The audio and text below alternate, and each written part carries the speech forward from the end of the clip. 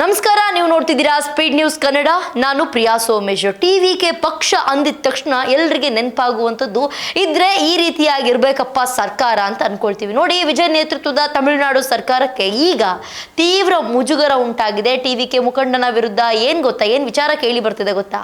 ಲೈಂಗಿಕ ಕಿರುಕುಳ ಆರೋಪ ಕೂಡ ಕೇಳಿ ಬರ್ತಾ ಇದೆ.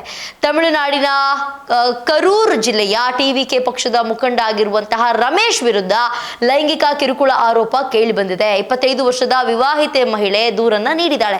ಮದುವೆ ಆಗಿರುವಂತಹ 25 ವರ್ಷದ ಹುಡುಗಿ ದೂರನ್ನ ನೀಡಿದ್ದಾಳೆ. 3 ತಿಂಗಳಿನಿಂದ ನಿರಂತರವಾಗಿ ದೌರ್ಜನ್ಯ ಎಸಗ್ತಾನೆ ಇದ್ದಾನೆ. ನನ್ನನ್ನ ಅಪಹರಣ ಮಾಡಲು ಕೂಡ, ಅಂದ್ರೆ ಕಿಡ್ನಾಪ್ ಮಾಡೋದು ಕೂಡ ಪ್ರಯತ್ನಿಸ್ತಿದ್ದಾನೆ ಅಂತ ಹೇಳಿದ್ದಾರೆ. ಆ ಒಂದು ಹೇಳಿಕೆಯನ್ನ ಕೊಟ್ಟಿದ್ದಾರೆ.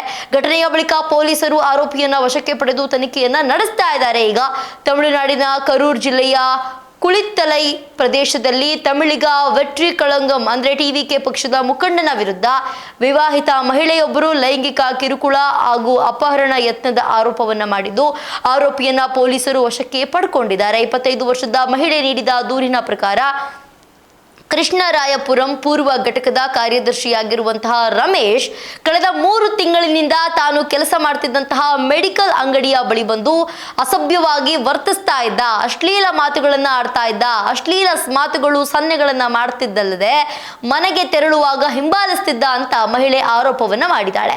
ಈ ವಿಷಯವನ್ನ ಕುಟುಂಬದವರಿಗೆ ತಿಳಿಸಿದ ಬಳಿಕ 2 ತಿಂಗಳಿನಿಂದ ಮಹಿಳೆಯ ಪತಿ ಪ್ರತಿದಿನ ಕೆಲಸಕ್ಕೆ ಕರೆದುಕೊಂಡು ಹೋಗಿ ಮರಳಿ ಮನೆಗೆ ಕರೆದುಕೊಂಡು ಬರ್ತಾ ಇದ್ರು.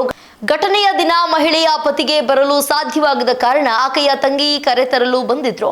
ಮನೆಗೆ ನಡೆದುಕೊಂಡು ಹೋಗ್ತಿದ್ದ ವೇಳೆ ರಮೇಶ್ ರಸ್ತೆಯಲ್ಲಿಯೇ ಮಹಿಳೆಯನ್ನ ತಡೆದು ಅಪಹರಿಸಲು ಯತ್ನಿಸಿದ್ದಾನೆ ಎಂದು ದೂರಿನಲ್ಲಿ ಉಲ್ಲೇಖವನ್ನ ಮಾಡಲಾಗಿದೆ. ತಕ್ಷಣ ಮಹಿಳೆ ತನ್ನ ಸಂಬಂಧಿಕರಿಗೆ ಕರೆ ಮಾಡಿದ ಬಳಿಕ ಸ್ಥಳಕ್ಕೆ ಬಂದ ಕುಟುಂಬಸ್ಥರು ಹಾಗೆ ಸಾರ್ವಜನಿಕರು ಸೇರಿ ರಮೇಶ್ನಿಗೆ ಥಳಿಸಿದ್ದಾರೆ. ಬಳಿಕ ಪೊಲೀಸರು ಸ್ಥಳಕ್ಕೆ ಆಗಮಿಸಿ ರಮೇಶ್ನನ್ನ ವಶಕ್ಕೆ ಪಡೆದುಕೊಂಡು ಪೊಲೀಸ್ ಠಾಣೆಗೆ ಕರೆದೊಯ್ದಿದ್ದಾರೆ. ಮಹಿಳೆಯ ಕುಟುಂಬದವರು ಟಿವಿಕೆ ಮುಖಂಡ ರಕ್ಷಿಸಲು ಪೊಲೀಸರು ಪ್ರಕರಣವನ್ನ ನಿರ್ಲಕ್ಷಿಸಿದ್ದಾರೆ ಅಂತ ಆರೋಪ ಕೂಡ ಮಾಡಿದ್ದಾರೆ. ಆದರೆ ಈ ಎಲ್ಲಾ ಆರೋಪಕ್ಕೆ ಪೊಲೀಸರು ಇನ್ನೂ ಪ್ರತಿಕ್ರಿಯೆ ನೀಡಿಲ್ಲ. ಪ್ರಸ್ತುತ ರಮೇಶ್ ಕುಳಿತಲೈ ಸರ್ಕಾರಿ ಆಸ್ಪತ್ರೆಯಲ್ಲಿ ಚಿಕಿತ್ಸೆಯನ್ನ ಪಡಿತಾ ಇದ್ದು, ಪ್ರಕರಣದ ಕುರಿತು ತನಿಖೆ ಮುಂದುವರಿಬೇಕಾಗಿದೆ. ತನಿಖೆಯ ವರದಿ ಆಧರಿಸಿ ಸೂಕ್ತ ಕಾನೂನು ಕ್ರಮ ಕೈಗೊಳ್ಳಲಾಗುವುದು ಅಂತ ಪೊಲೀಸ್ನವರು ತಿಳಿಸಿದ್ದಾರೆ.